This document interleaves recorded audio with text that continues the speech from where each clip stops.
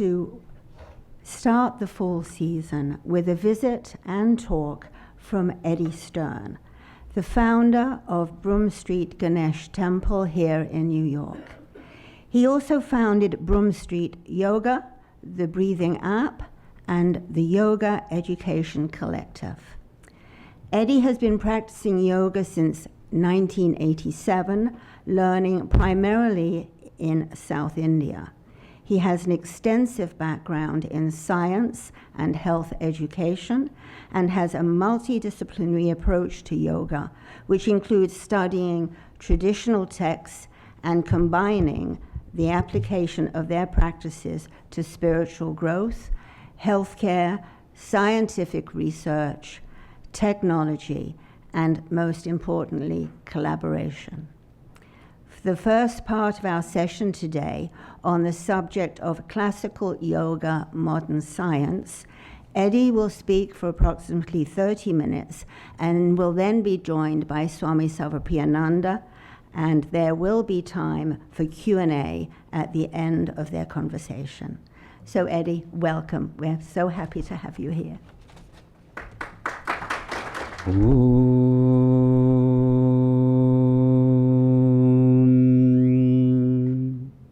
Shri Guru Bhyo Namaha Harihi Om Om Gananantva Ganapati Gung Havamahe Kavin Kavinam Upamashravastamam Jeshtarajam Brahmanam Brahmanaspata Anashrunvanhuti Siddha Sadhanam Mahaganapataye Namaha Prano Devi Saraswati Vajebhir Vajinivati Dhinama Vitriyavatu Vagdevye Namaha Guru Brahma Guru Vishnu Guru Devo Maheshwaraha Guru Sakshat Parabrahma Tasmai Shri Gurave Namaha.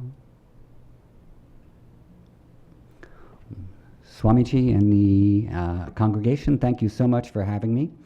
It's an honor to be here. I have to admit I'm terrified to speak in front of Swamiji and all of you, but that's how it goes. I have a quite a nice long history with the Ramakrishna Mission. I don't believe Swamiji knows about this. One of my early teachers, when I first began practicing yoga and began living a spiritual lifestyle, this was around 1986, 1987, I had a teacher named Lex Hickson, who was a direct disciple of Swami Nikhilananda. And I had received initiation in the Ramakrishna and Divine Mother mantras from Lex Hickson many, many, many years ago. And when I was first going to India in 1988, Lex Hickson said to me, when you reach India, the first thing you have to do is go to the Ramakrishna Mission wherever you are, and then go to every other single one that you can find along your travels, and you will be guided and protected. And I did exactly as he said, and I've been going to the missions ever since. I first came here to the Vedanta Center in 1994, and it was around this time of year, and I bought a copy of the Devi Mahatmyam that I'd been actually looking for, and I have been reading that copy of that Devi Mahatmyam that I bought here right before the Navaratri festival started every year since 1994. So this particular location is dear to my heart also because that book has always been close to me. I also was lucky enough to study Vedic chanting under Swami Yuktatmananda, who's at the Ramakrishna Mission on 94th Street at Rimsi in Mysore. I studied with him, and I spent a lot of time learning from Swami Nityastananda in Bangalore also, in Mysore. So my heart is very close to the Ramakrishna Mission and to Sri Ramakrishna and the Divine Mother and Vivekanandaji. So it's really a pleasure to be here. Today I'll be speaking a little bit about yoga and science and the intersection between those two things. We hear a lot these days about the scientific effects of yoga and the scientific benefits of yoga. And one of the things that often comes up is the people who are very diehard yoga enthusiasts say, we don't need science to prove yoga, we already know that it works. And that's absolutely true. And then the people who are diehard yoga enthusiasts and also are scientists say, it's true, we don't need it to prove that it works. We already know that it works. We're curious about why it might work and on what level does it work. So we'll be talking about some of those things. And one thing that also is important to mention is that traditionally, I use the word traditionally very loosely, in India, yoga is called the Yoga Vidya. And Vidya means science. It means a system of learning. It doesn't necessarily mean science in the way that the West is thinking about science, but it still means science. It's a proto-science, and it's an experiential science. One of the most important things about yoga is your direct perception of truth and clarifying your fields of perception so that you can see clearly and understand, hopefully eventually, who is the seer and what is being seen. And within scientific research, there is a great interest in how are we looking at things. What is the actual process of examining and figuring out what we're going to study and how we are going to study it. I've been involved in scientific research for the past, I'd say, 12 or 14 years or so, and I came into it in a very, I guess, coincidental type of a way. There was a researcher up at Columbia, his name was Marshall Higgins, and he wanted to do a study on if yoga could help African Americans with pre-hypertensive conditions lower their blood pressure. And so someone at Columbia said, you should meet this guy at the Broome Street Temple, maybe he can help you design a protocol. And so Marshall came down to meet me and he said, would you be interested in working with me on this study? I asked him what it was about, and he told me the parameters, and I said, absolutely, I would love to. At that time, I knew zero about science. I had never gone to college at that point. I went from high school to India. I knew where the heart was, and I roughly knew what blood pressure was, but I knew literally zero. So it was a very steep learning curve, and what I did was I put together a protocol that seemed like it would be kind of relaxing for people. And he had funding from the National Institute of Health. It was a very serious study, lasted for 2 years, and we had about 120 or so people in the study, and the general outcome was very positive. Sleeping blood pressure lowered, and the waking blood pressure also lowered, especially for the diastolic blood pressure. And so it was statistically significant. In fact, it was statistically significant to the same level of statins. So this was a good study, and it was widely cited. And from there, we went on to do another study, and this next study that we did was on high school students in the Lower East Side at a Title I school. Title I schools in America are schools where 95% of the kids are on free lunch and free breakfast programs because their parents don't have enough money to provide food. So 95% of the kids are on free lunch and free breakfast programs. We compared 40 weeks of 40 classes of yoga against 40 classes of physical education, and found at the end of the study that the youngsters who had 40 yoga classes, their grade point average went up 2.7% in comparison to the gym class. This is also quite a good jump. This brings you from a D to a C. It brings you from a C to a B if you're in the right threshold. So from there, we went on to do another study, but the thing that started striking me at this point was that the protocols that I had put together for the blood pressure study and the protocol put together for the educational study, they weren't all that different. I was basically using the same poses, basically using the same breathing, basically using the same relaxation. There wasn't all that much that was different. And I wondered, why was it that you can have this intervention which is the same for two radically different groups and two different types of outcomes and still get positive results? And what my intuition was it was basically because of the nervous system. And that the nervous system, when it becomes regulated, knows what it needs to fix and knows what needs to come into place. So this led me into further studies about physiology, about the nervous system, and about what are the mechanisms in yoga that are directly affecting the nervous system, and how could the yogis perhaps have been using these different practices specifically for nervous system regulation, for a bunch of reasons. I'm just going to, for the sake of time, discuss one of those reasons today. So, I'm assuming that most of the people here have watched Swamiji's lectures on Raja Yoga, on Yoga Sutras. Show of hands if everyone has listened to those. Okay, if you haven't, you have homework tonight. Go ahead. There's part 1 and 2. They're available on the website and on YouTube and your favorite streaming platforms. There's a concept within yoga called klesha. Has anyone heard of kleshas? Show of hands? Okay, good. So those who haven't heard of the kleshas are first discussed they're discussed primarily in 2 places. In chapter 1, they're discussed in regards to the 5 states of mind, but they're really elaborated on in chapter 2 of Yoga Sutra, where they're discussed as, for lack of a better word, the 5 reasons why we suffer, or the 5 obstacles to self-knowledge. And the first of the kleshas is avidya. Avidya. Avidya means an absence of a true knowledge of who we are. We have some partial knowledge about who we are. My partial knowledge about who I am is that, on a relative level, my name is Eddie. I seem to be a yoga teacher, although that's questionable. And I seem to not have hair, and I seem to have these physical characteristics. And so on a relative level, I know myself to be these things, so I can operate within the world. That's an important thing.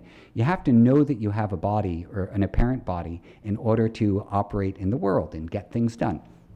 So, but on an absolute level, I don't know truly who I am. I don't know myself as consciousness. I don't know myself as awareness. I don't know myself as absolute being.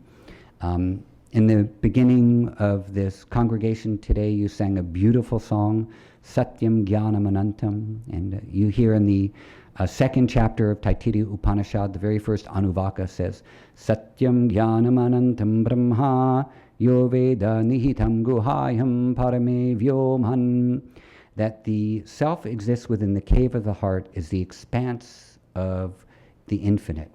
And this is dwelling within us. And the experience of that is Satyam is truth, is Jnanam is knowledge, and Anantam is the infinite, unlimited being. But I don't know myself as that. And so when I don't know myself as that, what do? I create some narratives, I create some stories. So then all the stories about my relative being come in. My name, my form, my occupation, my family, my genealogy, my history, the things that happened in my life, my traumas, my successes, all of these things become the narrative of my personality, and I start to identify with them. Now, as my identity begins to, and my narrative starts to solidify, and it starts very, very soon as we come out from the womb and we're held by our mother or not held by our mother, our narrative starts to form. And it's based on 2 basic things. So the narrative is called asmita. So when there's avidya, we don't know who we are, then we naturally have asmita, the false story, the narrative, the constructed story. And it's based on 2 things, raga and dvesha, the attachment to the things we like and the attachment to the things that we don't like. So this is how I'm constructing my story. I like vegetarian food. I like to listen to punk rock music. I like modern art. I love yoga. I love studying Vedanta. I love studying Sankhya. These are all of my likes. And so I'm attached to those things. And there are certain things I don't like. I don't like right-wing fundamentalism. I don't like a number of different things. I don't like suffering and sickness and pain and injustice and all of these types of things. I also don't like I like coffee. I don't like matcha. Let's keep it simple. I like pasta with spicy tomato sauce, but I don't really like pasta with lemon on top of it. So don't feed me that. So, and all of these things are constructed. So we have these preferences, these likes and dislikes we don't know all the time where they come from. In yoga, they know where they come from. It comes from samskara and from adhikara. But we don't necessarily investigate where all these likes and dislikes come from. But what they do is they form the foundation of our asmita, of our constructed narrative. And then, after these likes and dislikes begin to settle in and become part of who we think we are, then we adhere to them. And this adhering to the likes and dislikes leads to a not knowing who we would be if we didn't have them. So if all of my likes and dislikes and all of my narrative were pulled out from underneath me like a rug, who would I be? And that's a terrifying proposition, because if you don't know who you are, and you've very carefully constructed a narrative your entire life, and it's based on all these things that you think are right and wrong, that you like and dislike, if that's pulled out, what's left? And the fear that comes along with that is a fear of extinction, a fear of not existing. And that is also called the fear of death. So it's a clinging to life and a fear of death and a fear of extinction, any of those that resonate with you, because we all have them, that comes from this entire operation. So these panchaklesha, avidya, an incomplete knowing of who we are, also called ignorance. I don't like to say ignorance, though, because if I say, oh, we're all ignorant in this room, no, we're only ignorant of one main thing. Well, maybe a few things in my case, but we're mainly ignorant of knowing who we truly are. But we all have a lot of knowledge in this room. You know about so many different topics I can't even imagine. So we're not fully ignorant. We just don't have this knowledge of the self. From that, constructed personality, constructed narrative and story, and then our likes and our dislikes, and then abhinivesha, the clinging to our story, the fear of death, the fear of the void of extinction. And so this is our condition. So what do? We come in, we do some yoga. Now, according to chapter 2 of Yoga Sutra, we do a particular type of a thing which is called the Kriya Yoga, which are the actions in yoga. And these are tapas, swadhyaya, and ishvara pranidhana. So these actions in yoga are the things that all have to be done. Tapas is some type of, you could say it's a type of austerity, but and it's certainly something which is usually done with the body, like asanas and pranayamas, restrictions that you might adhere to, like yama and niyama. But the word tapas also has been defined by Sri Krishnamacharya as ripening. And that this word ripening is a very beautiful way of talking about tapas. Because if you think of a fruit on a tree, it needs the heat of the sun, and it needs the soil, and of course the tree, and the wind and the rain and the change of seasons and all of these things to slowly, slowly, slowly ripen this fruit until it's ready to just fall from the tree or be easily plucked from the tree to be enjoyed. But it has to ripen at its own pace. You can't force the ripening of a fruit, or it will always be hard, or it will always be stale when you try to eat it, or inedible. So this natural ripening is what occurs in tapas. If we overdo it with asanas, if we overdo it with pranayama, if we overdo it with austerities, we will harm our body. It's trying to force the ripening process. And then that can set you back. It can lead to illness. It can lead to pain. It can lead to burnout. It can lead to all sorts of things.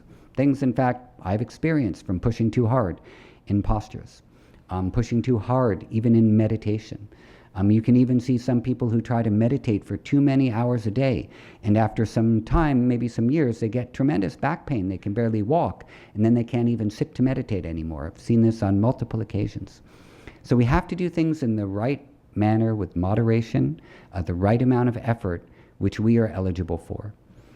And then tapas towards the body, then we have swadhyaya. This is the repetition of mantras. And the repetition of mantras, the Vedic mantras, are a very important process, because the Vedic mantras are all related to the idea of swa, of self. Who am I? What am I doing here? What is my purpose? How do I engage in the world? And so all the mantras that we can repeat, or just the small sections that we repeat, are going to remind us about this introspective process. And within this comes along the idea of self-examination. So the mantras, or the wisdom contained within the mantras, or whatever text we're studying, are going to be self-reflective, in that they turn our awareness back within ourselves so we can contemplate all of these deep issues that have brought us to yoga in the first place. And then Ishvara Pranidhana, this is going to be the surrender to the divine, surrender to God. If you don't believe in God, this can be surrender to the unknown, but it is some type of a letting go of the narratives that we have in order to experience something expanded or beyond ourselves. So, and we'll talk a little bit more about that shortly. So these are the three basic components. Tapas, swadhyaya, ishvara, pranidhana. What do? They weaken the kleshas. They're going to thin the kleshas and prepare us for samadhi, which is the eighth limb of yoga, which is discussing the different levels of cognitive absorption, so much so that the one who thinks they're meditating disappears, and only the outcome of that meditation exists, or the experience of that meditation. And there are 10 different samadhis that Patanjali speaks about, leading towards kaivalya, which is liberation. But we're going to stick right now only with the idea of how do these kleshas, which seem to be invisible things, not knowing who we are, forming a false identity, likes and dislikes, fear of death. These all seem to be kind of mental things. They seem to be invisible things. We know that we feel them inside of ourselves, but how is it that standing on our head, or doing a sun salutation, or doing a triangle pose, or breathing in through one nostril, how is this going to begin to diminish any of these kleshas? So, from a physiological perspective, and this is where we move a little bit into the science part of things in my last 6 minutes. We have, whenever I get in front of a microphone, I think, how am I going to talk for half an hour? And then I look at the clock and I have 6 minutes left. So from a physiological perspective, remember, the last of the kleshas is called abhinivesha, clinging to life. Now, where in our body do we cling to life? It is the absolute job of our brainstem to cling to life. This is the purpose of the brainstem, is to cling to life. How so? We have to breathe all through the day in order to stay alive. Our heart needs to beat. We need to have regulated blood pressure. We need to sleep. That's essential. We need to digest food. And if we wish to create more little beings, then we need to procreate. Our body temperature needs to adjust depending on the temperature outside and the seasonal changes that we're going through. So all of these things are our survival functions. Breathing, heartbeat, blood pressure, body temperature, sleep, digestion, reproduction. There are some other things as well that are survival functions, but these are the main ones. And so these survival functions, they are keeping everything going. They are the literal things that are clinging to life, clinging us to our lives, to our bodies, to make sure they maintain. Now the yogis, what did they do? They did asanas, they did pranayama, they did mitahara, the regulation of food, they did regulation of sleep, they did regulation of sexuality, and they did regulation of temperature by different types of tapas. All of the primary things that we see as brainstem functions, the yogis were doing practices specifically to control these brainstem processes. These are autonomic nervous system processes. And so, postures, for example, are going to help you to regulate blood pressure. I'm just going to give some basic examples. Pranayama is going to help you slow and regulate your heartbeat and your respiratory pattern. When your breathing becomes very, very slow, your heart rate is also going to slow. So the yogis tried to slow their heart rate as slow as possible. They tried to slow their breath so it became so thin and so fine that it would spontaneously stop, something called stamba vritti. This is how Patanjali speaks about pranayama. He doesn't say breath holds, he says stamba vritti, the pause in the movement of the breath. Later with Swatmarama and Hatha Yoga we see kumbhaka, the willful holding of the breath. For Patanjali it was a little bit of a different project. And so, what else? Control of food to control the digestive processes, etc., etc. Now, what begins to happen is when you start to willfully and consciously regulate your blood pressure, stop your breathing for a little while, slow the heart rate, go without food for periods of time without suffering, what happens is you're overriding signals in your brainstem. So the first time you try to hold your breath for a long time, your body is going to start to panic and it's going to go, hey, I need to breathe here so I can stay alive. So I don't know what you think you're doing, but let's start breathing, buddy. And so, but after a little while, you begin to get used to this. And the breath can naturally pause for longer and longer periods of time. When that happens, the operations of the brainstem begin to shift. And they stop trying to run the show, but they start to adapt to what the yogi is doing in a very conscious and deliberate and slow manner to shift autonomic nervous system function. Now, what begins to happen specifically is that as your breathing becomes under your control and begins to slow and pause and stop for periods of time, this idea of clinging to life through breathing begins to diminish. You stop losing the fear of holding on to breath, of holding on to these things. And abhinivesha, the clinging to life, is associated with the brainstem functions and brainstem information flows. It is going to be affected through your tapas, through your changing of breathing patterns, changing of bodily patterns, changing of eating patterns, changing of sleeping patterns, changing of stress patterns. Your autonomic nervous system is going to shift. And the deep, deep hold that abhinivesha has over us is going to begin to thin. And our fear begins to lessen. And as our fear begins to lessen, it changes things that are happening in the fear structures of our brain, the amygdalas, which are in the limbic system, the emotional centers. Our brain doesn't work in isolated networks that, oh, the brainstem only does this, and oh, the prefrontal cortex only does this. We have networks of information flows going through the brain. But as one area of the brain shifts and opens, it is going to signal to other brain centers to make a shift as well. So when we begin to consciously diminish the fear of death through slow breathing and all these other types of things, those signals are going to the amygdalas and to the limbic system in general and start to send signals of safety, of calm, of equilibrium, that everything is okay, there's no need to panic. And then these centers of the brain are able to then generate these next levels of introspection that fall in with swadhyaya, because now self-reflection is able to come in on an emotional level. It's very difficult to self-reflect on an intellectual level, because when we do self-reflection on the intellectual level, we usually think we're pretty good. We go, oh yeah, I got it together. You know, I know what's what. I know I'm doing what I need to do in my life. I might have one or two flaws, but people can put up with it. You know, we don't go really deep into it, because that's not what the prefrontal cortex does. Prefrontal cortex is strategic planning and, you know, planning for the future and getting things done and all these types of things. Also expression of compassion and empathy and pro-social engagement, but it needs to be linked with the limbic system. So at this level of self-reflection, on a limbic system level, on an emotional level, we can feel, am I being honest with myself?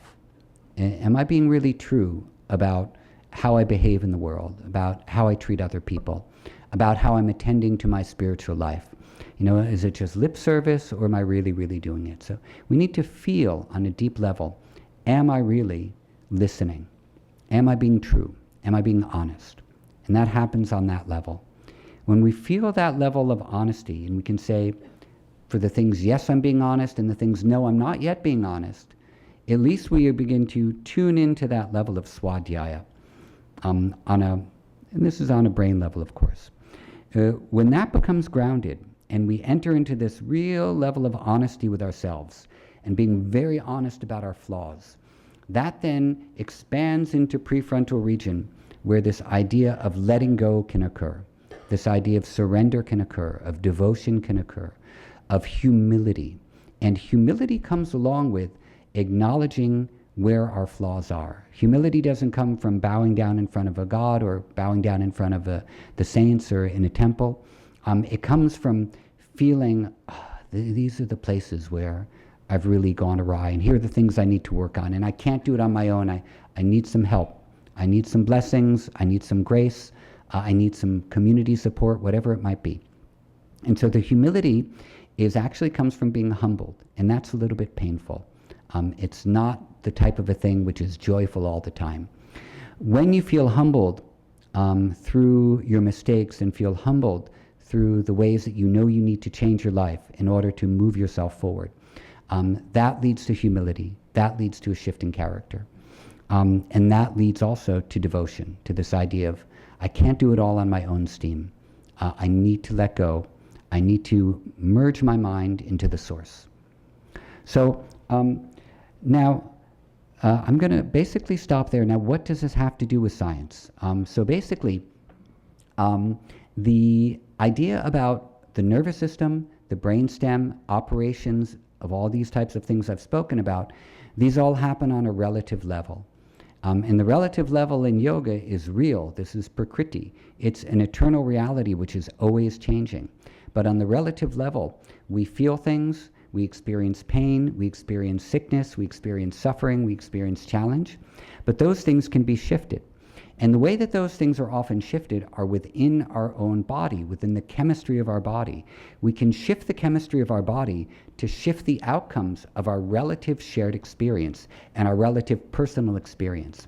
One of the things that modern science is very good at studying is our relative existence. It's not good at studying the absolute reality because that can't be studied, but it's extremely good and getting better at studying the relative reality. So what does modern science look at? It looks at everything that has to do with our Annamaya Kosha, the physical body, the Pranamaya Kosha, the nervous system body, which is also connected with breath and our bioelectric nature, and also the Manomaya Kosha, the mind body, through psychology and therapy, and along with that, the Buddhi, or the Vijnanamaya Kosha.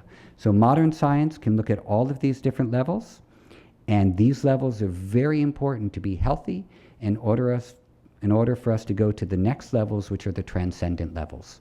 So what is the use of modern science? The use of modern science to help us be healthy, to understand mechanisms, and apply those mechanisms for the best possible outcomes. Okay. Thank you. You're welcome.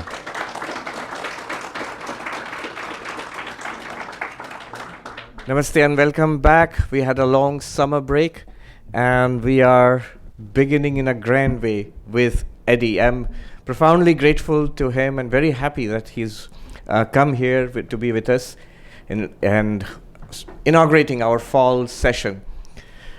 We are also thankful to his team which made it possible for him for this event to take place.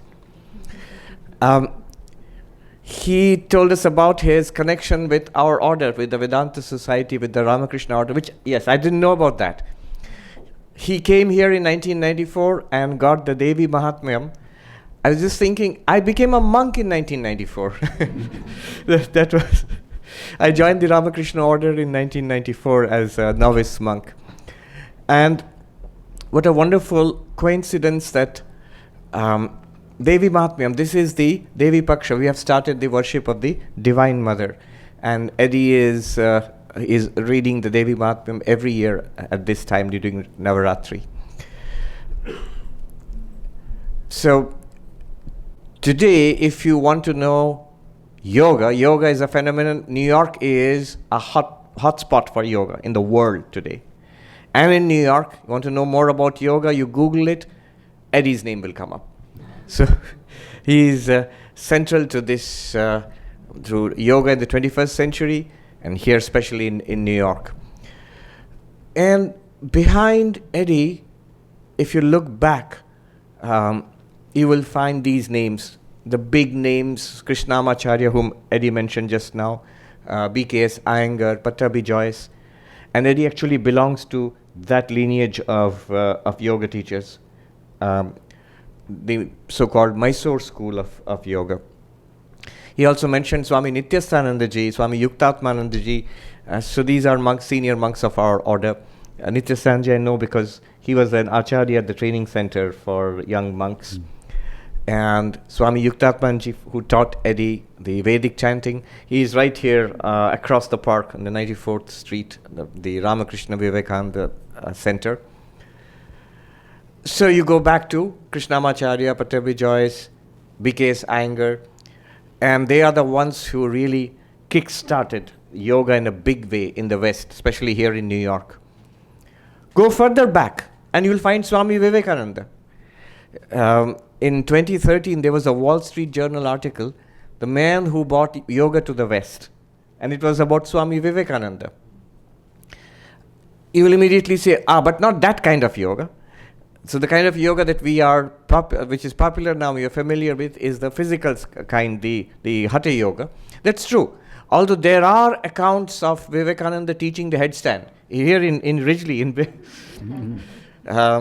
he's teaching the headstand to, I think, one of the American men who was a close devotee at that time. And one of the ladies in the house, suddenly, she probably had knocked, no response, so she barged into the room and she found that man doing a headstand and Vivekananda there also.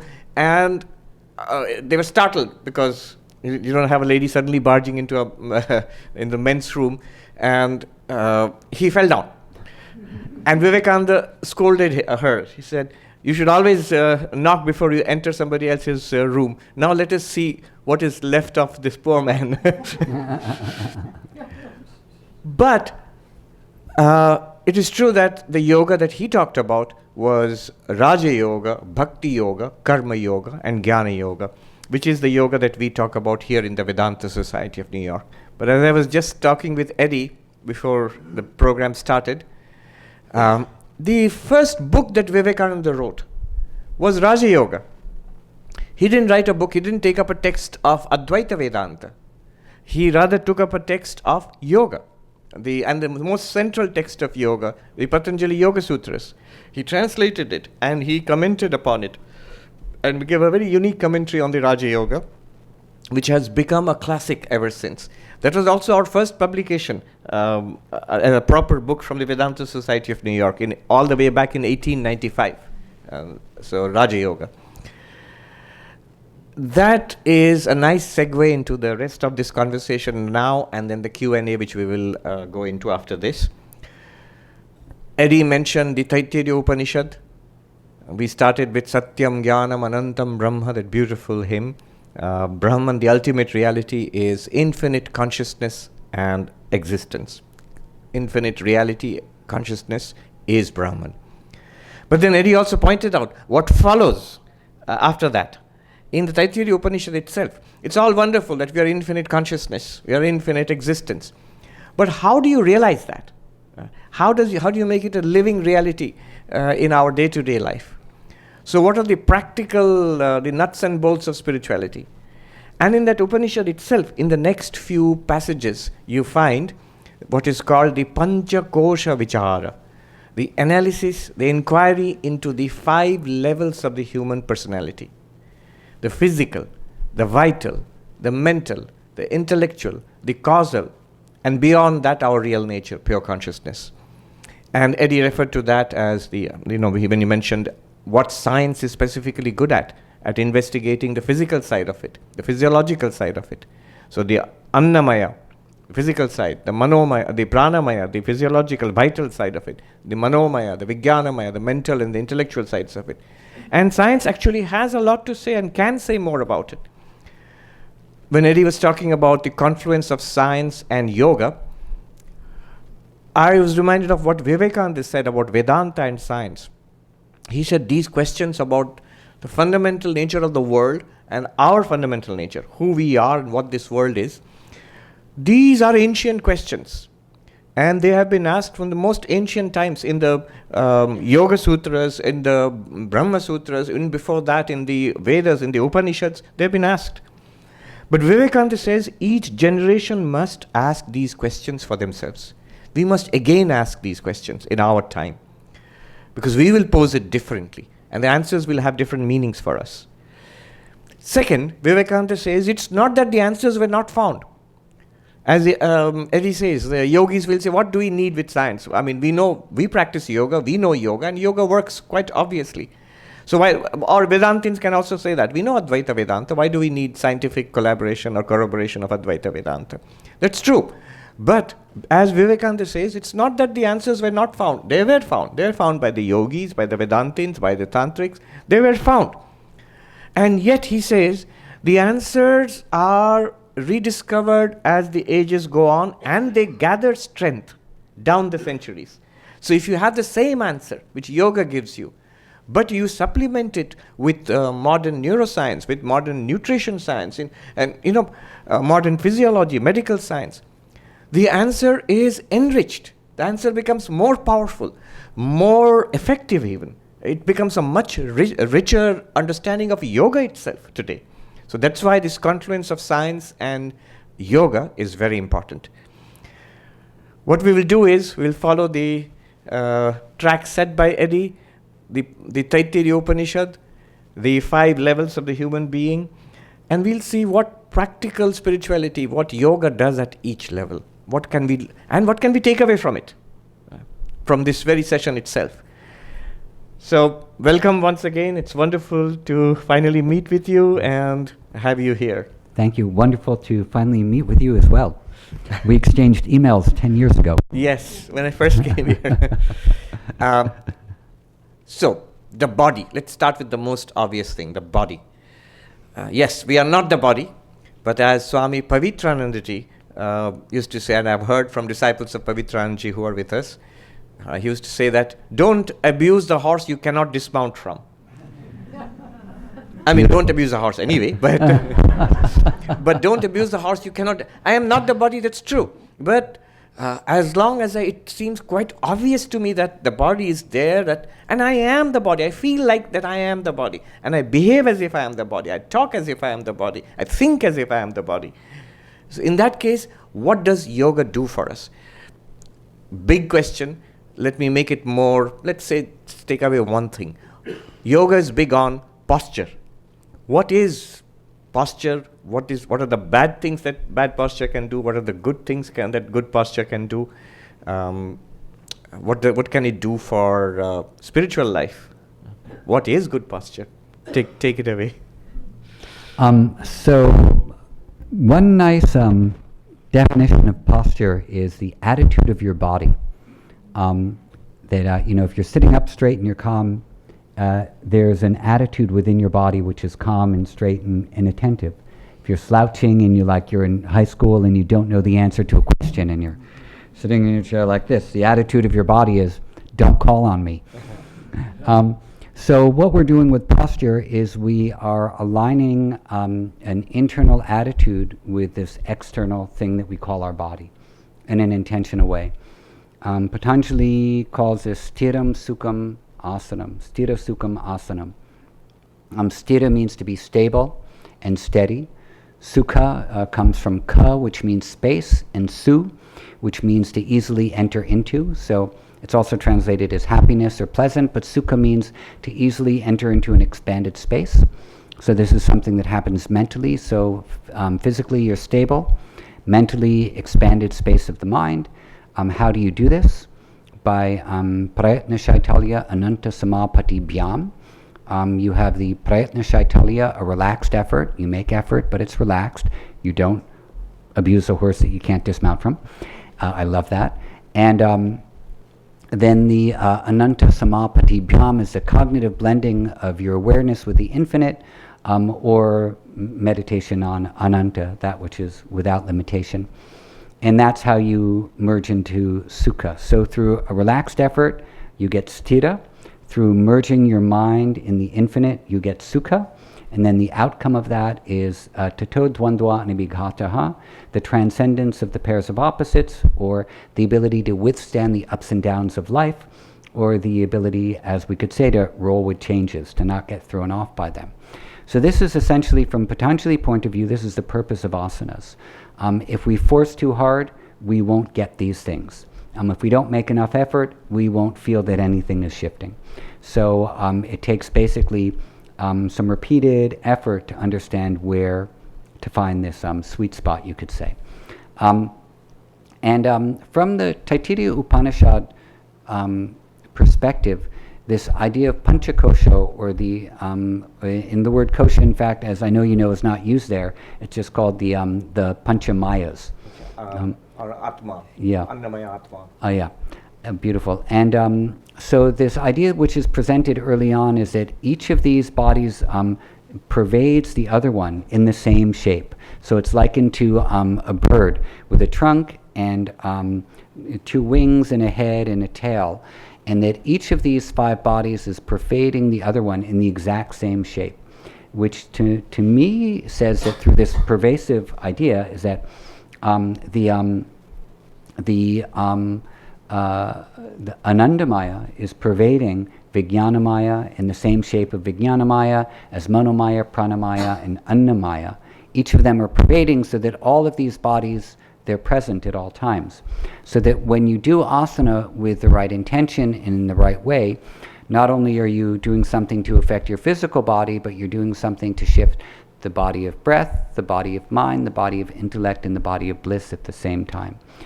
So asana ideally should be so that we are kind of harmonizing the communication or flow or awareness, we could say, of each of these 5 states of relative being. And but that doesn't come all at once. First you have to figure out, how do I touch my toes, for example, or how do I lie on my back, or how do I get up off the floor without hurting, or whatever it might be. So from a higher order, I think this is what asana is supposed to serve. It teaches us, number one, awareness of the body. Many of us are not aware that we have bodies. We go through the day not thinking about our bodies all that much. We don't pay attention to our breath, to our posture, to our anything. It's only when our bodies start to cause us problems do we pay attention to them. So the idea in asana is develop awareness of the body and be aware of your body throughout the day in the most gentlest of ways. And through that developing awareness that you have a body, that you need to take care of it, that you inhabit a body, it will begin to shift your inner understanding of what your body is and what's powering it. So this is how I think of asana. It's a beautiful answer. And, the awareness of the body, I was reading exactly what Eddie said, that the moment you're aware of our bodies, it's usually because it's aching, it's painful, you feel sick somewhere. So that's why you become aware of it. But before that, in asana, we become aware of the body deliberately. We draw our attention to the body. Now this might sound a little contradictory. If you're trying to understand that you are not the body, why would you want to be aware of the body? Our usual state of not being aware of the body is actually an utter identification with the body. We are so one with the body that it's just I. So I don't give any attention to myself. It is an utter physical oneness with the body, physical, vital, even intellectual oneness with the body. In fact, it is only when we attend to the body, when we become aware of the body, here is the body. Notice an interesting thing about awareness. What you are aware of, that you are not.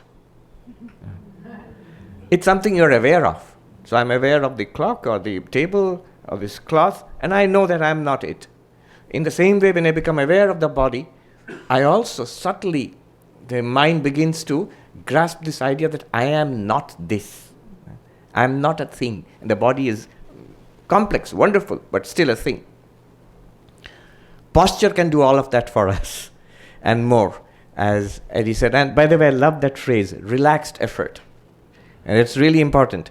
As Eddie pointed out, you can hurt yourself through a lot of effort, overdoing effort, which is a very American, a very New York thing also. Correct. Yes. The story of the student who goes to the master and says, teach me how to become enlightened. And the master says, okay, these are the things you need to do. And the student says, how long will it take? The master says, 20 years if you do it well, 20 years. Student says, 20 years. Suppose I work twice as long. Then how long will it take? He says, 40 years. But moving on from there. Just one thought I had when Eddie was talking about posture, that it's an internal attitude. I love that. Because the spine is, you cannot straighten the spine. We have been told from our childhood, sit up straight, don't slouch. Well, the spine cannot be straightened out. It is a gentle curve. But it's an internal attitude to sit up straight.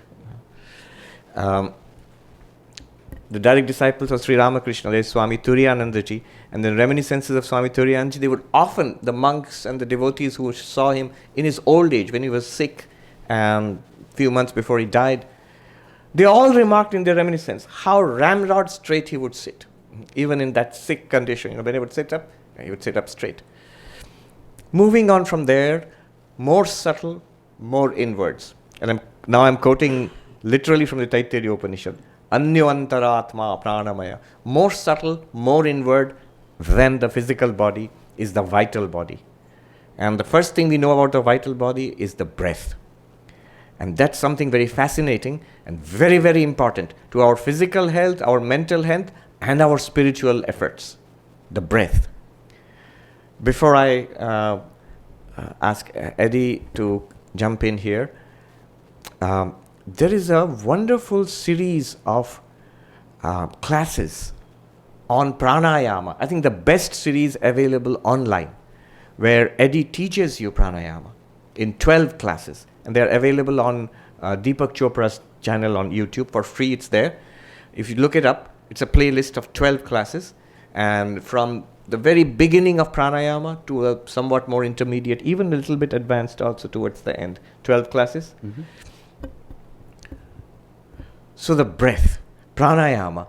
What is pranayama? Why is it important for physical health, mental and emotional health, and ultimately for our spiritual purposes? Okay, that's a big question because there are a lot of things in there. So prana on a individual level is considered to be bioelectricity. Bioelectricity means the electricity generated within our body, within our physiology. So, for example, and often we think of prana just as breath. And it is breath, but I'm going to talk about bioelectricity for a moment first. In our heart, we have the sinoatrial node, the SA node, where the pacemaker cells are. In these pacemaker cells, they propagate their own electrical impulse. So if you take some of these cells out from your heart, put them in a petri dish, these cells will continue to beat because that's what they do. They don't need anything else to make them beat. And so this is bioelectricity. Bioelectricity is going to oversee the functioning of our nervous system, all of its different branches, the communication from the nervous system through our internal organs, the firing of neurons. All of these things which keep us as functioning human beings are going to be ruled over by this ability of the body and ability of our cells to generate electricity and electrical impulse for communication and for directing action. This on a physical level is prana. And when things go wrong with our bioelectric nature, then problems start to happen. So the support of all of these physiological patterns and the health of our physiological systems is a large part of pranayama. Because we have as well in the body, the number is contested depending on the text you look at, but these are called prana nadis. And prana nadis are the invisible channels where prana flows. In Hatha Yoga Pradipika and some other Hatha Yoga texts, we read there are 72,000 nadis. In Chandogya Upanishad, we read that the heart has 101 nadis coming from it, and from each of those 101 nadis, there are 72,000 nadis coming out. This is a much bigger number, probably a little bit closer to what could be accurate. Now, through all of these prana nadis, they have little knots in them or little blockages in them. One of the things that pranayama is supposed to do is to untie these knots so there's a free flow of prana. How do these knots come about? The knots come about, or the blockages come about, from the next level that we're going to talk about, which is the manomaya. So when there's a disturbance in the mind, it disturbs the prana nadis. When the prana nadis are disturbed, then it disturbs the flow of the breath. When it disturbs the flow of the breath, then it disturbs the state of the body. And then when there's enough disturbance, this is when disease or pain or ill health or sleep problems or digestive problems settle in.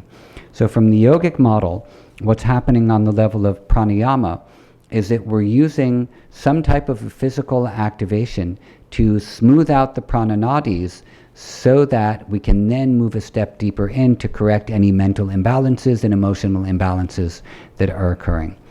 So this is one idea about pranayama, which I quite happen to like. Another important thing about pranayama is that the regulation of our breath happening in the brainstem and our autonomic nervous system.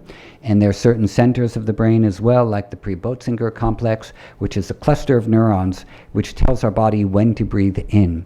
All of these things that are related to breathing are happening within the brain. And we get stressed out in life, right? There's pressures, there's illness, there's financial things we have to worry about. We have to remodel the top floor of a house and it takes too long, and then you can't sit there and have tea. All sorts of things arise. And so whenever you start having some different stresses and problems, what begins to happen is it is going to begin to affect the way that you're breathing, because mind and breath are linked together. And so what we begin to do with pranayama is we have a direct access to our nervous system, which is dictating how we are feeling in that moment. If we are in a calm, healing state, this is the parasympathetic influence. If we are sensing that there is some threat or danger or stressor around us, then the sympathetic nervous system moves into hyper-arousal, and we are too alert and too afraid that something wrong is going to happen around us or is happening. So slow breathing is going to turn those sympathetic hyper-arousal signals, it's going to dampen them. And as they get dampened, then the parasympathetic or healing response naturally begins to arise, and the feelings that come within our body from a parasympathetic dominance are going to be safety, equilibrium, calm, evenness, presence. Types of things like this, which are very, very important if we want to do what? Meditate. And so without this physiological balance in the nervous system, affecting our emotional states, we're not able to go into the meditative states as easily. I mean, we can and we do. I mean, I do regularly because I'm definitely not always in a parasympathetic state, but I meditate anyway. But when you're in a parasympathetic state, it's easier to enter into the meditative states. So basically what's happening is asanas are preparing the stability of the body and the stability of your mind in the body. Pranayama is developing the stability of your nervous system and nervous system signaling in concert with the mind, and then that prepares you to move to the next layer after that. So I'll stop at that point. That's wonderful, and there's a lot to unpack there. I can see what he's doing with what little bit of reading that I've done. He is packing lots and lots into every carefully chosen sentence. But down to brass tacks, to actual work, breath work. We're all breathing right now. It's a very good idea to continue breathing. But then, how do you start pranayama? What would be the first thing that, could you lead us through, and would it be too much to ask you to lead us to I'd be short delighted exercise? to. Yes. Absolutely. Just to begin pranayama? Absolutely. Okay. So everyone please sit comfortably in your chairs. And be sitting up just a little bit straight, but not too straight. So your back can rest against the chair, it's okay. But sense this attitude of presence within you. And we'll do a very short exercise. So if you would be so kind as to bring your awareness into your nostrils and just feel your breath moving in and out of your nostrils.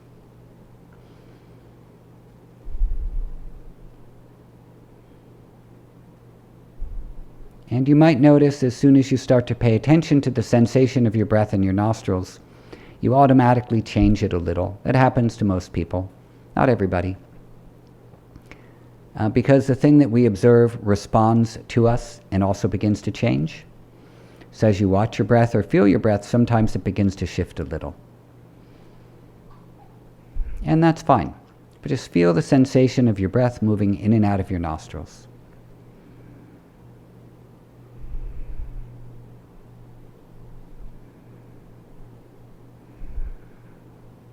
And then we're going to bring your awareness a little deeper into your nasal cavity, near your sense of smell.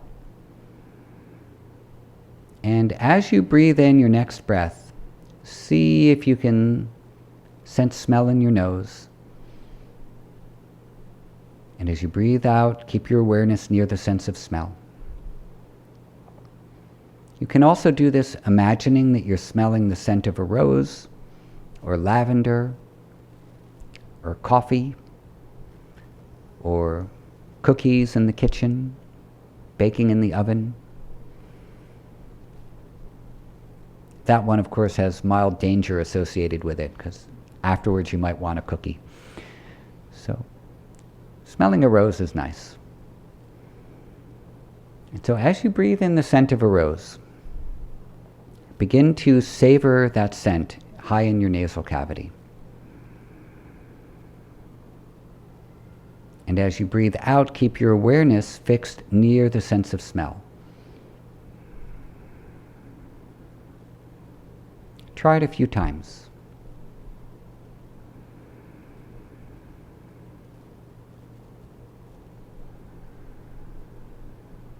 As you inhale, you're savoring the scent of the rose. The breath naturally lengthens. And as you exhale, keep your awareness right at the sense of smell in the nose. And you might have a sense that you're almost restraining the breath in the nose a little as you exhale, as you keep your awareness deep in the nasal cavity.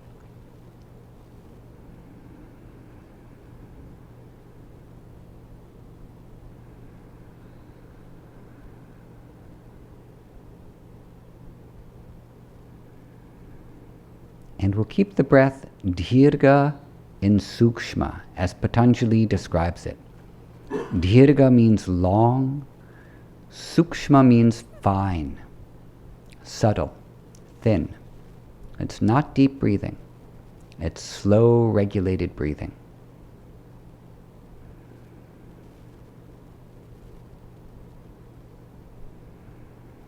We'll just do one more breath here, letting your awareness merge with the flow of your breath.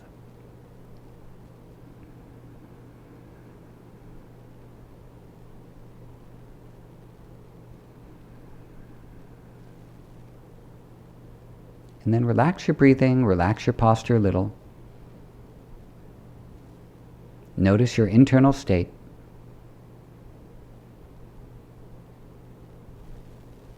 And then we can slowly open our eyes.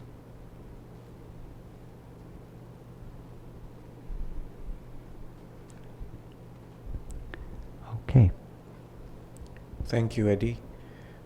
We all notice the almost instant effect it has on our mind, body, breath, and then mind. Did you notice, Swamiji, that as you were focusing in the nasal cavity, the breath naturally began to get longer? Longer, yes. Yeah.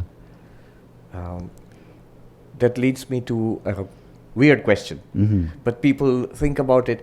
Why do yogis hold their breath? There are a number of different reasons. Yes. One of the reasons for holding the breath is this control of autonomic nervous system function, to transcend the need to breathe. Another reason is that as you hold your breath for longer periods, both in and out, you change your carbon dioxide tolerance levels, which means that you can breathe less and breathe slower. And the idea within yoga is that your breath dictates your life. And so we're given a certain amount of years to live and a certain amount of breaths to live within those years. If we slow and reduce the amount of breathing that we actually do, we can lengthen and expand our life. So it's actually good for you. It's actually good for you. The holding of the breath, especially the holding of the breath out, has a strong impact on the production of red blood cells in the spleen. This is scientifically shown as well. So the production of more red blood cells when they leave the spleen and go into the bloodstream and eventually go towards the lungs to pick up oxygen, you have more oxygen exchange which is occurring. So you oxygenate the body better through the breath holds. Who knew? You said breathing out. When you breathe out, rechakra. Yeah, Rechakra. yeah. And holding the breath out. Out, Yeah. Thanks. All right, moving on or moving deeper. The Upanishad says, Anyo antaratma manomayaha, subtler, more inward. We have gone inward from the physical body to the breath, from the breath to the mind now. And here we are in a world of thoughts, memories, impulses, desires, likes and dislikes, ideas. So the world of the mind, the manomaya and the vijnanamaya. The manomaya, let us say. What does yoga do there? What is meditation? Why should we meditate and what's the goal there? And how should we meditate? Well, the how should we meditate is, of course, depending on the tradition that you follow. Some traditions are going to state you should meditate at this time of day and that time of day. Other meditative traditions will say that you should meditate whenever it strikes you. Within Patanjali, he has a very nice sutra in chapter 1 where he says, and it's describing the idea of abhyasa, commonly translated as practice, and he says, tatra stito yatna abhyasaha, yatno abhyasaha, which means that practice is the effort of remaining present. And so from a Patanjalian point of view, one of the hows of, or when you meditate is continually, always try to practice presence. I think this is a beautiful sutra of his, and I like it a lot. In order to do that, you usually need some fixed time periods in order to begin to train your mind. And when you are sitting for meditation, you are also training your body to sit for meditation too. Because as we all know, after you've been sitting for a few minutes, you might want to fidget, or your spine starts to hurt, or you can't always sit up. So the meditation is the training of your body to be still, the nervous system to be still, and also the mind to find stillness too. One thing I would like to say about the idea of meditation and the purpose is that we know that meditation is for, it has something to do with our mind. In yoga, it's called chitta. And the idea of mind and chitta is very interesting because often when we think of the mind, especially in a modern context, someone's meditating and they might say, oh, I try to meditate, but I have so many thoughts in my mind. And how do I get these thoughts out of my mind? And the idea of mind often in a Western context is like the mind is a thing that stuff goes into, like it's a box that you can put some thoughts into. And then you can take those thoughts out when you want to. From a Patanjalian perspective, and if you haven't noticed, I have a big fondness for Patanjali. So the idea of chitta is not that there are thoughts inside of the mind, but the entire moving of the mind is where thoughts are coming from. So this is idea of the ocean and the waves, and Swamiji speaks about this a lot in his lectures on Raja Yoga and in other places too. The wave is non-different from the body of the ocean, and the wave is arising from the ocean because of the currents underneath, and also the wind, which is blowing and moving the waves about, and the tectonic plates and stuff like that. So when we think, and we never see like a wave rising up out of the ocean. I mean, we're assuming this, and the wave doesn't go, I'm the best wave there ever was, you know. All those other waves wish they could be like me. And a smaller wave doesn't go, I'm such a tiny little wave, I wish I could be a big wave and have an impact on the ocean. And waves don't think that, to just rise up and they go back down and they follow their own patterns. But our entire chitta has all these different layers, and one of the layers is our narratives and our identity called ahankara, and another layer of our chitta is going to be our intellect, which is discerning, and then we have all these different layers of the mind.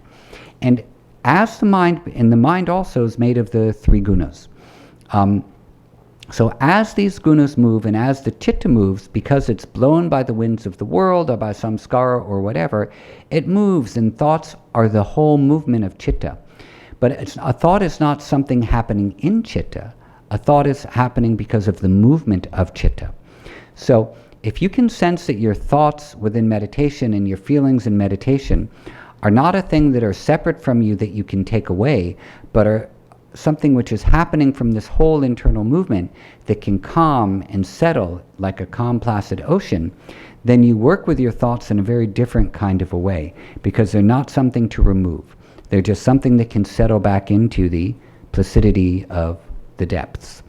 And so one of the ways of doing this is, of course, keeping the body still, regulating the breathing, and having an observing nature of the mind. And when you understand or start to understand what is chitta, how does it move, what is within chitta which is moving forward, you understand that in meditation you're working directly with chitta and not with thoughts happening in something, but you're working with the whole field. And one of the reasons I like this is that Number one, it doesn't give primacy to thoughts.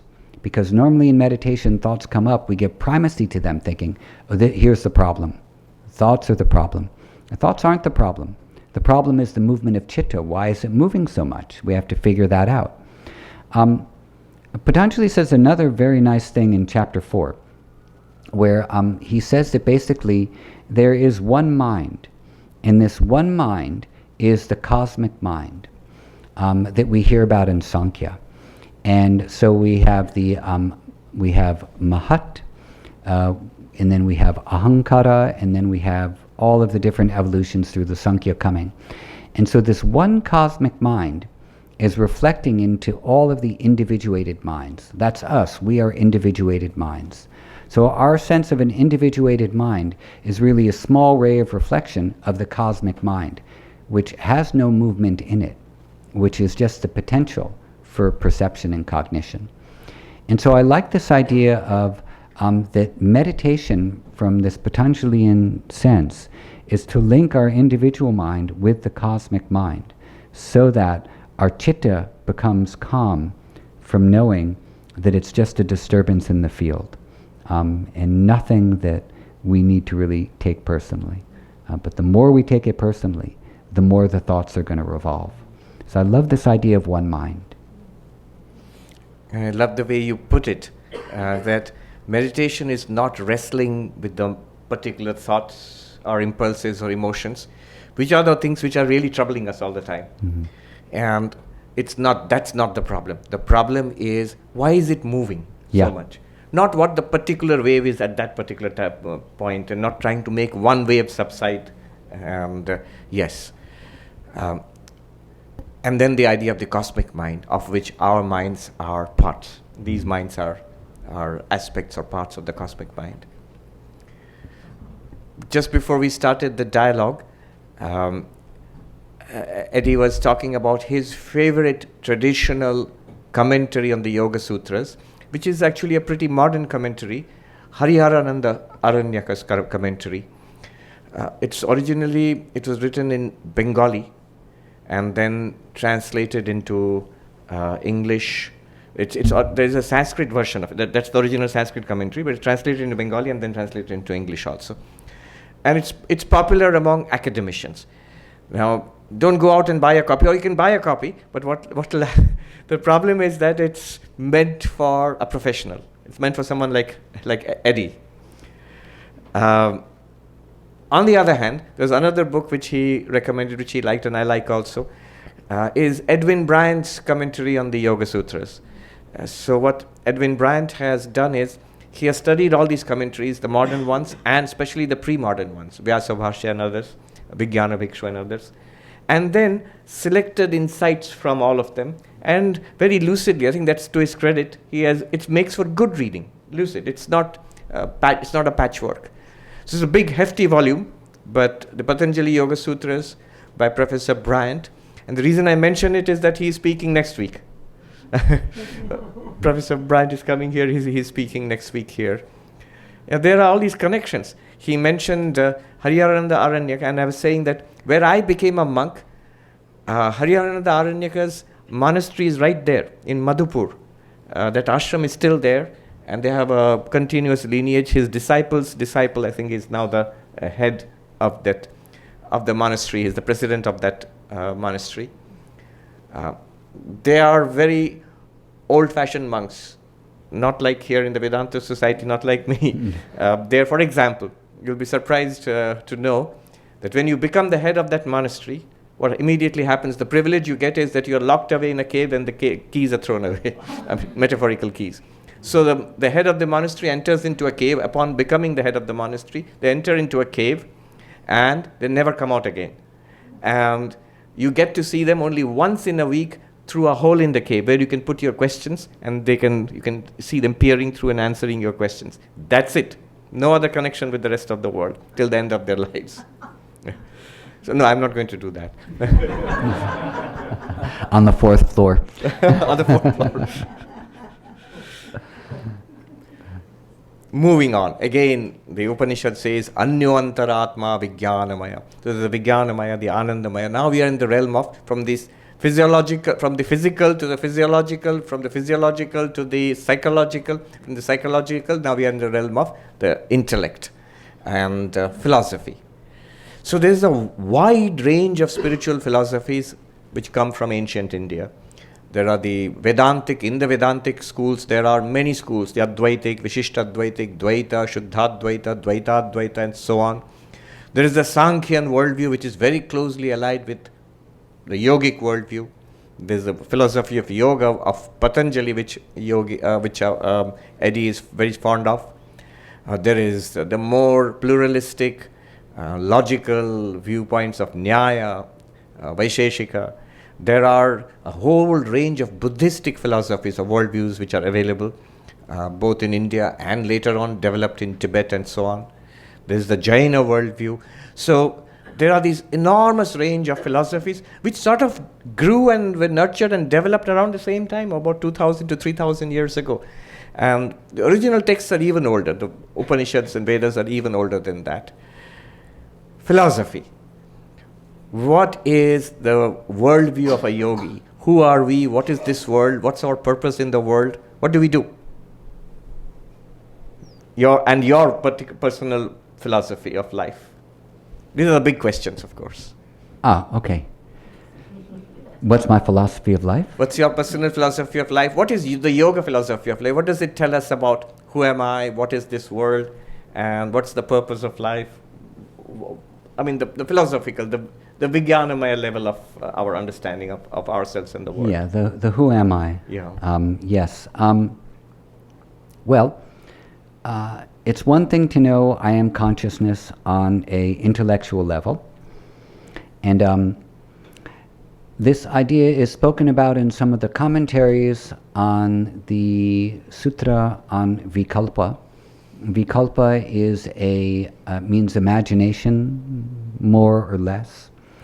And imagination can be a vritti or a thought pattern which is helpful or not helpful. One of the ways that Vikalpa can be a helpful vritti is when we hear things like Satyam Jnanam Anantam Brahma.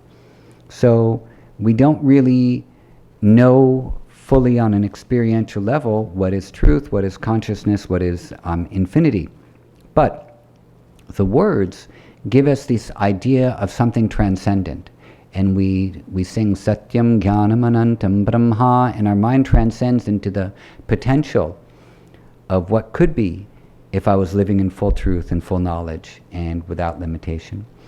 And so a Vikalpa vritti is an idea, and these are many of the things that we read in the text and the reasons why we study books and spend time around saints and listen to the words that are being spoken, because they inspire us beyond our limited identities.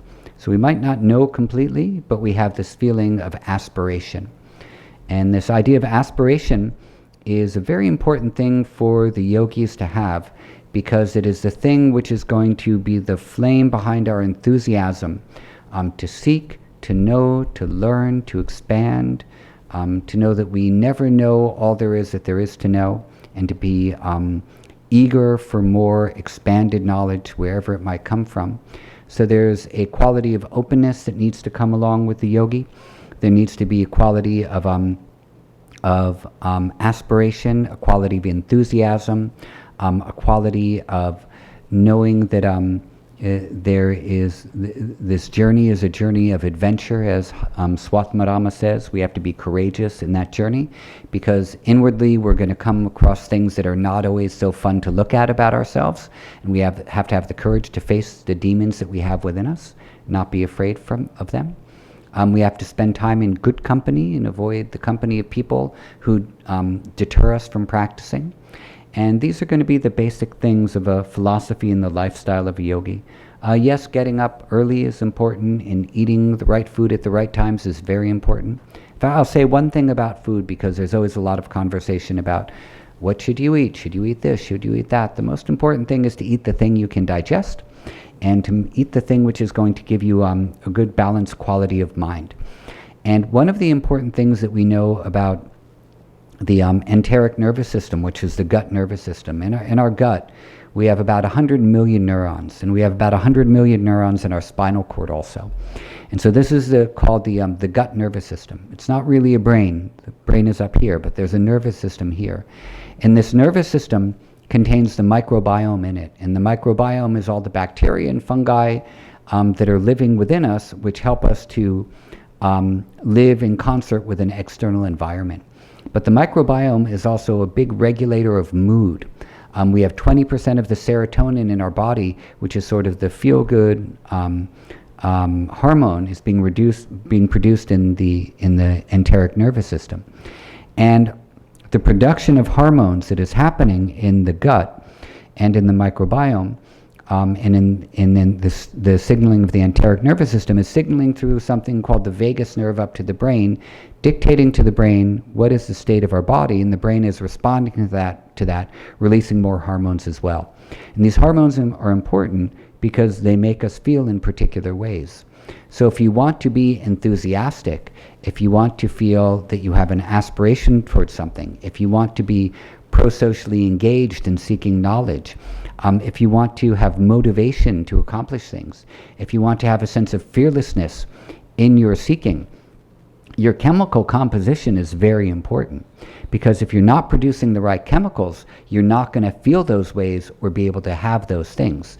So eating foods that are going to stimulate the right digestive capacities within you are going to strengthen the health of your gut microbiome and help to produce serotonin, signal to the brain to release dopamine and all types of other things that are going to shift your chemical nature. So this is a very important reason why we should eat well, eat whole foods as much as possible, eat at the right times and not overeat, and avoid processed foods as much as possible, and oily foods, too much oily food as well. This is going to be very, very good for not just your health, but your chemical composition in terms of hormones. And that's going to shift your ability to feel enthusiasm in spiritual practices. So this is something I wanted to mention earlier about the body. Best reason, really, for in a yogic lifestyle to eat well and eat the right foods for your body is for this reason. Thank you very much, Eddie. We have made this journey from all the way from the body's inward journey, through the physiology, the prana, through the mind, the thoughts and emotions, to the intellect, to philosophy. Now it's your turn. I'm sure you have questions. I know already hands are going up, but we have volunteers who will come with the microphone to you. Tell us your name and ask a clear, short, brief, well thought out question. One of the things that we heard about was the word soham and the reversal of that. So the ha, when you're taking your breath in, the ha, and then the pause of the breath as the ma, and then the outward of it was breathing out being the sa. And it's been actually, I've been doing that, and it's quite crazy how it seems to connect with, the Devi outside, the transactional world outside, and then the internal, Ramakrishna inside. And it's been quite a remarkable exercise, and that actually continues for me almost on a regular basis for me, just breathing, not only in meditation, but also outside. But here, I came to New York, and I joined up Sui Yoga just recently. Mazum and I joined up Sui Yoga, and they kept doing this yoga where they said, ha, was outside. So I found it really disturbing. I didn't know what to do. So I think you'd be the perfect person to answer that, to connect between the. So I was saying sa outside, and here they're saying ha outside. So I was wondering how that. Yeah, I would do what Swamiji said. That's always safe. But I would allow him to perhaps comment since he was the one giving the lecture. Yes, you heard it in the Kashmiri Shaivism meditation thing, with that lecture on that. I don't remember. Yes, I know what you mean. It is taken from, it's not a yogic tradition, it's not a Vedantic tradition, it's a Kashmiri Shaiva tradition. And this technique is taken from the Vijnana Bhairava. Vijnana Bhairava is a text where there are 112 such meditation techniques. This is the first one. And what I said was based on Jaidev Singh's translation and commentary on that. Now, then I later came to hear that the reverse is also practiced in the Muktananda tradition. So what you heard in that yoga school is also right. You can do it so, hum, or hum, sa. Both ways. But the points of inflection are the same. The breath goes out, then in-breath starts. And the in-breath is filled up, and then the out-breath comes out from there. That's all. Yeah. But you're right. Both versions are going around. But the Hamsa is the natural one. That's the Ajapa mantra, right? Yes, sir, you can say that, yes. You want to consult it yourself, you should look at the Vijnana Bhairava text, 112 dharanas, first dharana. Then the gentleman there. And then yeah. So, and I have a question on the practicality of, I think you mentioned about the blood pressure curing through using the yoga and pranayama and asana. So can you put some light on it? Tell me what are the combination of asana and pranayama can help bringing down the blood pressure level, kind of a low or cure that. I know it's a practical question. I don't know how much you can tell on the online, but if you can point out some of the material or something I can go through or explore. Thank you. Yes, certainly there are a few things that can contribute to the normalization of blood pressure. And usually there are a bunch of factors that people need to look at. Number one is sleep, getting enough sleep. Number two is eating foods that are going to be easy to digest and low in salt. And again, digestible quantity, avoiding processed foods and too much sugar. These are very foundational things. In regards to exercise, it's good to do some aerobic type exercise, something to get your heart up a little bit, which is what we did in this study as well with the people who are post 50, post 60 with prehypertension. Some aerobic exercise is going to stimulate the activity of the respiratory system along with the cardiovascular system in a positive way. And then finally, for slow breathing, like what we did earlier, this is a very good thing to do, especially breathing at a ratio where it's called resonance frequency, where you're inhaling for 4 seconds and exhaling for 6, or inhaling for 5 seconds, exhaling for 5, inhaling for 6, exhaling for 6. Anything in that measurement where you're breathing between 5 to 6 breaths per minute.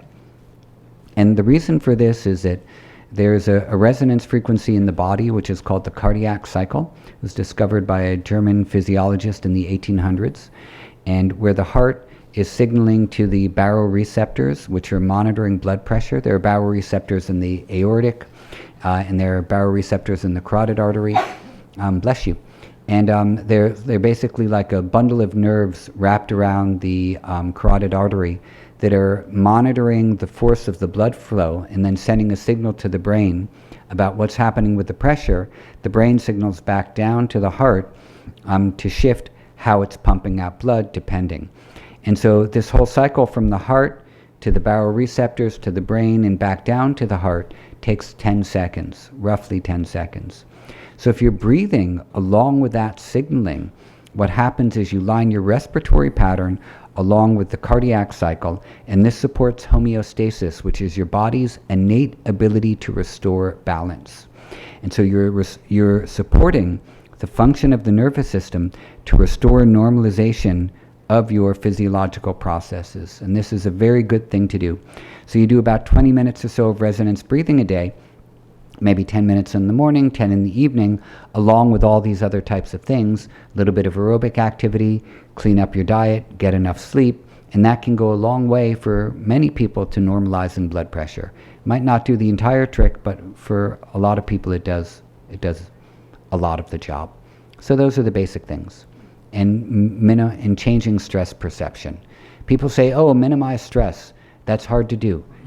Stress never stops. But what we can do is we can shift our perception of stress. And as we shift our perception, we don't have the same physiological response. And how do you shift your perception? Something mildly challenging comes up. you have too many emails or a bunch of texts are coming in. Instead of getting stressed out, you think, I can do this, I can handle this one by one.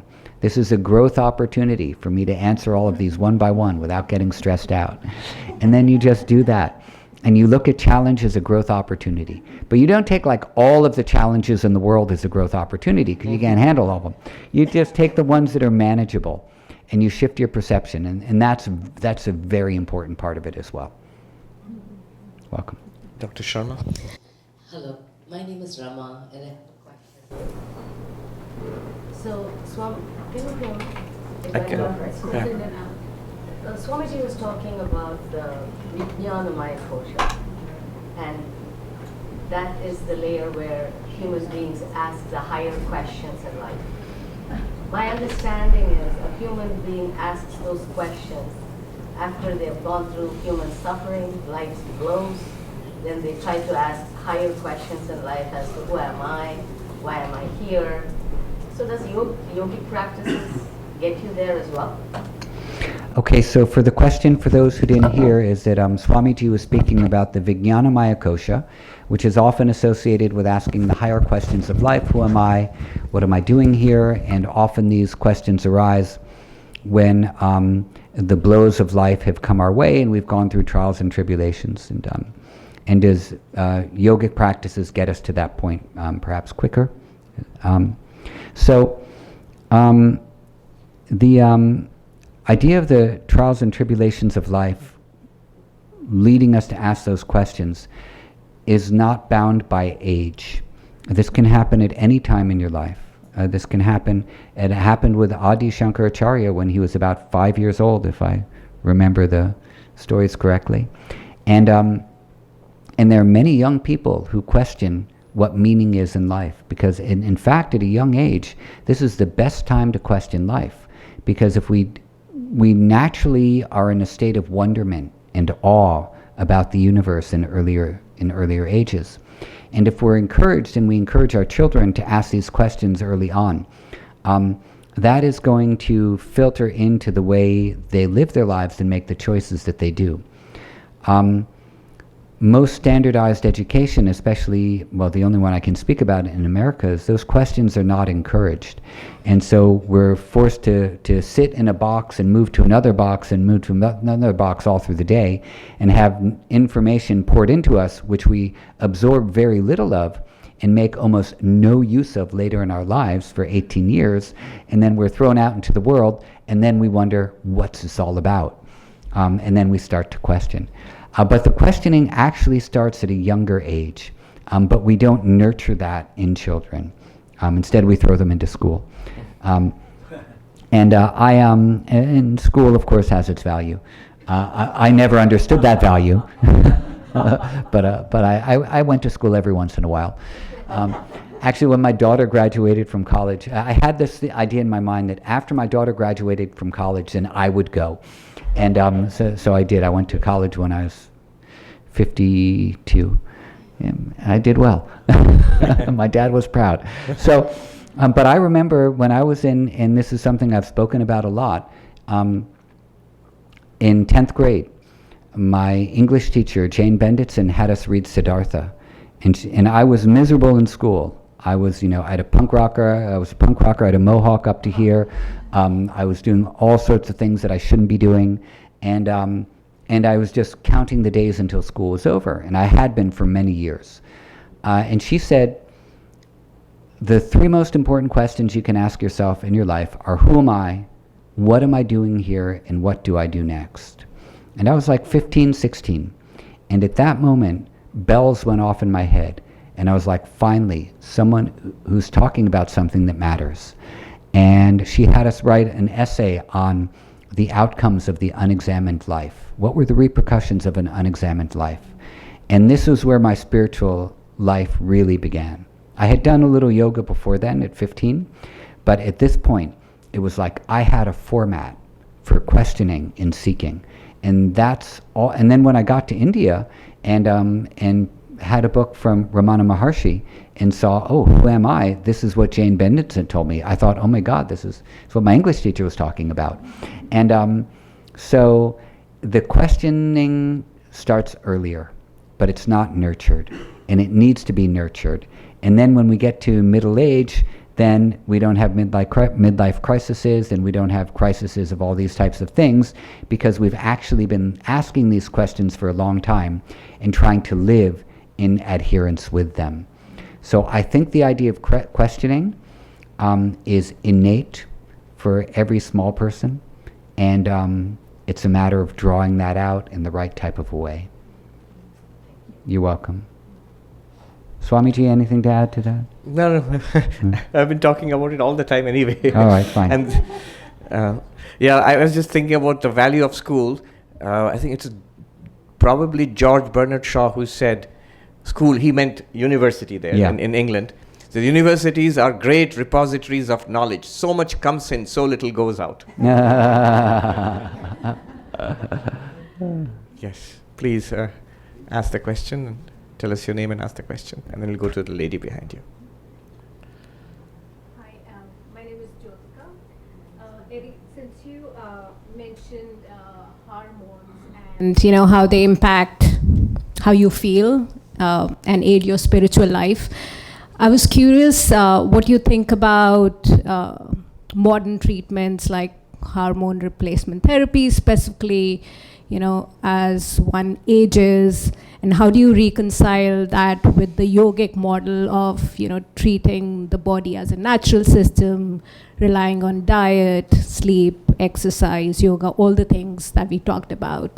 Just curious if that interferes with the body's natural way of being, or is that something to be considered? Well, since you asked me how I personally feel about those things, I'll just answer from that perspective. From a perspective of Patanjali, everything in this created universe is nature. Everything. From our bodies, to these flowers, to these rugs, to GLPs. Ozempic is part of nature too. And so all these things are created things, and they can all be used in positive ways, and they can be used in negative ways.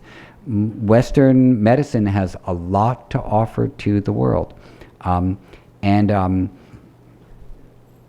I'm going to resist speaking about vaccines and autism right now. So Western medicine has a lot to offer to the world. And yes, there have been wrong turns, but there have been wrong turns in everything. There are wrong turns in the ideas that you can balance everything in your body by lying down and placing crystals all over you, and that's going to heal cancer. So there's all sorts of wacky stuff out there, and there's all sorts of harmful things too. But there are also a lot of things that are really beneficial and are needed by people when other interventions don't work. So I am very open to all the interventions that work, that restore health and happiness and functionality to people, and I don't discount them. So that's my feeling on that. I think adding hormones where necessary, add them in if other things are not working. Chemotherapy, 100% yes. Statins, yes, for some people, absolutely necessary. It's not going to work if they just try to do slow breathing. So that's my feeling on that. Welcome.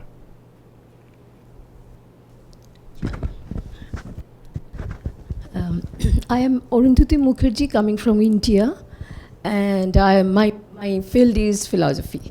So I will be asking questions from that side. Okay. So I just want to ask you that when you're talking about, cosmic mind or something like that, I can talk about also at that time, when talking about the cosmic mind, I can talk about the transcendental field. So when we actually, get rid of our, limitations, our limited qualities, we actually try to go to the transcendental world. But my question is, when we go to the transcendental world, or we try to go to there, so we actually under into some kind of narratives again. Do we do that? Okay, so that's a very nice question. So when we move from the state of narratives and somehow make this, say, quantum leap into the transcendent, where there is no sense of a meditator anymore, and this is what happens in those realms, there's no individual sense. And please step in anywhere, Swamiji, where I misspeak. So Patanjali defines samadhi is this such a deep cognitive absorption that the meditator disappears, and all there is that beingness or that consciousness. Now, what happens though is when you come out from the transcendent and you enter back into your personalized mind field, all of the samskaras that have not been evaporated will still be there, and you will attach to them. The ahankara will attach to them again, and so you might, be sort of in the same personality state as before you went into these transcendent states. So you have a lot of people who can, or some people, who can go into these deep, deep states of meditation and completely, disappear from conscious body awareness, but when they come back to their body, they're the same as they were before. So what Patanjali wants us to do is, through the different levels of samadhi, begin to weed out all of the arising samskaras, so that, and there's different types of practices that, or different samadhis that have to do in the later stages with how we understand word and meaning, and meditation with word and meaning, meditation without word and meaning, all these things that contribute to our samskaras. And little by little they dissolve, or some people say they burn away, so that because they are lessening and the samskaras are weakening or getting burnt away, that when we go into these transcendent states and then come out from them, we're entering into sort of a different field where there's not the same type of storytelling going on. But a lot of the work that happens with samskara doesn't necessarily happen in a transcendent state, but happens in a state where you're actively working on the samskara as well. And these are the samadhis with objects, these samprajñata samadhis, where you're going to be cognitively absorbed in things, but you're working on samskara at the same time. The final samadhis of chapter 1 of the Yoga Sutra is where, and what happens is you put a very purposeful impression in the field of chitta, and that purposeful impression is going to form a new pattern. And so the final pattern that you put in is the pattern, or the impression, you could say, the samskara of the non-arising of thought. And so when your only mental impression is of the non-arising of thought, then thoughts don't arise. So everyone could try a short experiment. You could close your eyes if you would like to, but you can keep them open also. And breathe in a slow breath in and out. And then say to yourself, I wonder what my next thought will be.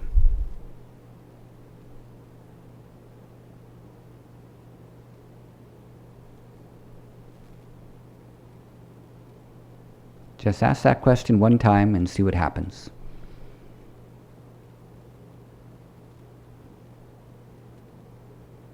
Okay, let's open the eyes.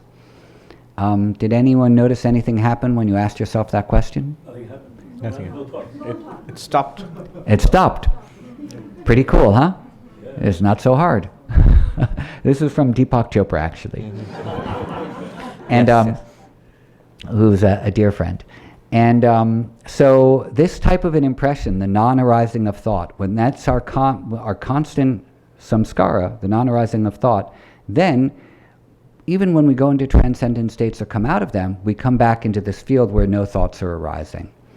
If we need to have a thought, we can have one. This is what Ramana Maharshi spoke about, that if someone asked him a question, he could answer it. But at other times, nothing was happening in the field.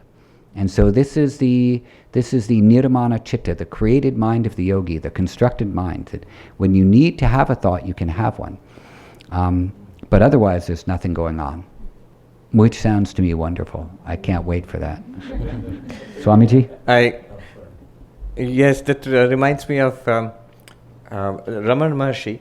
At one place, there's a description of him sitting quietly in that place, and surrounded by seekers. And after a long period of quietness, somebody asks a question, what is the Maharshi thinking about? And he doesn't say anything, he sits quietly. And after some time, somebody else answers. The Maharshi is not thinking about anything. And Ramana Maharshi smiled, indicating that he is right. one might think, what kind of an existence is this? But just pause and think about it. Just because we have feet, does it mean we'll continuously walk around? That's crazy. Just because we have hands, does it mean continuously start to grab things? That's crazy. Just because we have a tongue, does it mean you have to continuously chatter? That's crazy. Similarly, just because we have a mind doesn't mean that we have to continuously think and imagine and desire and be angry or upset or excited or bored. No. It's an instrument. It shouldn't rule our lives. The mind is a great servant and a terrible master. A similar instruction I found in the Yoga Vashishta. It says, if your mind is troubling you in meditation, then stamp your mind with this instruction, with this thought before you go into meditation. It's a thought. What is the thought? Oh mind, whatever you can think about, whatever. I am not, if you say don't think about it, it will think. It will immediately start thinking. If you tell your mind, if you leave the stamp on the mind, whatever you can think about, oh mind, I am not interested. I don't care. Whatever you can, the mind will say, no, I'll think about spiritual stuff. I don't care. I'm not interested. And there is something that I am interested in, and that's something you cannot think about. And enter into meditation with that powerful impulse, you'll see the mind will be quiet, at least for a while. Whatever you can think about, I am not interested. And there is something I'm interested in. Atman, Brahman, pure consciousness, it's something that you cannot think about. It's beyond you. It will shut down the mind. If you just say, I'm not interested at all, it will become a vacuum. You will become tamasic. Either thoughts will start up all over again, or you'll fall asleep. But if you have an alert, sattvic state of mind, where I am seeking, I am alert, I am centered and quiet, and that which I am seeking, the mind has no role in it. What the mind can do, I have no interest in it, at least for the duration of the meditation. It will work. It's something like that. We'll take one last question from the back. One of the gentlemen at the back has been raising his hand for quite some time. Tell us your name and ask the question. Thank you very much. My name is Prithviraj Maharaj. Namaskaram, Ediji. So, incidentally, it's something related to what I have been doing. I find it a blessing that I'm here on this day. I have an Instagram channel called Ganesha Everywhere, where I draw one Ganesha every day, and there is a conversation between Ganesha and Mushika. But the conversation is all on thoughts of Swamiji, Sri Ramakrishna and Mahasarada. It is intended to spread their messages to children and adults. It's on the 190th day, and I traveled here on a business trip from India, and but I found it very challenging. This is just the end of the first week. I found it very, very overwhelming to be here in New York because of the amount of rushing around that I noticed, and it overwhelmed me over this weekend. And I was trying to understand, and you brought a point, Eddie, about the overall field and the small field we are in. So is it okay just to take care of the small field, or and when we say we are expanding, where are our boundaries? Because sometimes when we take too much, if we want to too much, then it's very overwhelming. And sometimes when I think mother will take care of everything, why do you want to do? Then it's extremely relieving. But where is the balance of what I am supposed to do at this moment, and where should it go? How do you not get overwhelmed, especially in New York? Yeah. I was born in Manhattan. Just if you walk directly across the park, you'll get to the hospital where I was born. And so it's like being born in the briar patch. You know how to navigate all of the thorns and the briars. I don't notice that New York is overwhelming until I go to Times Square or I leave Manhattan. So it all depends in terms of what you're doing in your day, where you're going, what you have to do, and all those things. But it's a good idea to start off your day slowly and to make sure you have a little bit of a meditative beginning to the day, something physical is good to do in the beginning part of the day as well. And also, you're young, so you should be moving in the physical part of the day, also doing some exercise. And then that sort of sets up your body and mind for going out into a busy world, because you're connected within yourself. And then during the day, when you start to feel that things are going too quickly, take a moment to retreat for a moment. Sit down, go to a quiet place, take a few breaths if you're in the midst of 1,000 meetings and you can't do anything, which often happens. And then at the end of the day, try to do something to slow yourself down as well. Something at the end of the day, excuse me, to slow yourself down doesn't mean having a drink or going to a bar. It means doing something, again, meditative or movement-oriented. What these do is they ground you. So being overwhelmed means that we're not grounded. It means that we're getting lost in the manomaya kosha. And so to ground the manomaya kosha, we have to use the breath and we have to use the body. So start the day off with some grounding. Ground in the middle of the day if you can remember to. And then in the evening time, do a little bit of grounding as well. There's 1,000 different things you can do. But try to choose just a couple of things and make them habitual. And as they're habitual, your body and mind will fall into those rhythms a lot more readily as you do them. So you can try that. See how it works. Let me know. Send me an email. Couple of emergency measures. We can call them Manhattan measures for... There you go. not being overwhelmed. One I learned from a very senior monk of our order, where he said, like a real emergency measure for not being overwhelmed, for calming down, for relaxing, is to slow down dramatically. Someone told me, instead of slamming that door, close that door for 5 minutes. Take 5 whole minutes to close that door, so slowly. That's awesome. It'll work, guaranteed to work. By the end of it, when the door is closed, you'll be in a transcendent state. That's one. The other one is what Eddie was talking about. Breathe. Do a whole set, maybe 2-3 minutes also. Just one pranayama. Again, I must once again recommend the 12 classes which Eddie has given. It's available on a playlist on Deepak Chopra's YouTube channel. What you just saw, the breathing technique we were introduced and we practiced once, that is the beginning, that's the doorway which Eddie starts with. And something similar, little more preliminary there. And then more until intermediate, even advanced stages in 12 classes, and all you can learn all of that in 12 sessions. So we come to an end of this wonderful session, and I hope this end is also a beginning. We'll have more of Eddie. We'll plan it out in the months and years ahead.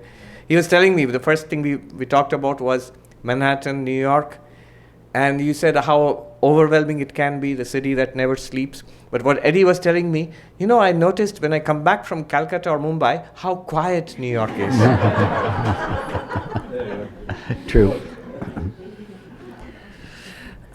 Big hand of applause for Eddie.